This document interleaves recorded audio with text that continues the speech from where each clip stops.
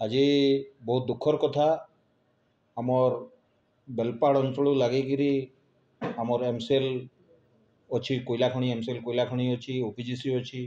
Tata factory अच्छी किंतु कौन भी सीएसआर फंड रे जनसाधारण मान सुविधा पाइबार ना से आम आंतरिक दुखर सहित मुझे आपण जनाऊँगी दीर्घ केते वर्ष है गोटे ओभरब्रिज आप देखो सुख पट्टनायक छक जोटा कि गुमाटरू बनभाल को जाऊँगी से ओभरब्रिज दीर्घ मोर हिसाब से 3 4 कि 5 वर्ष होगा पड़ी रही जो से बहुत लोग एक्सीडेंट होकर मर्माहत भी होती आहत भी होती केते जन मृत्युवरण भी किंतु एमसीएल प्रति कौन दृष्टि आज पर्यंत देना ना जिला प्रशासन कि सरकार आ प्रति दृष्टि दौना से आपण मान जरिया मु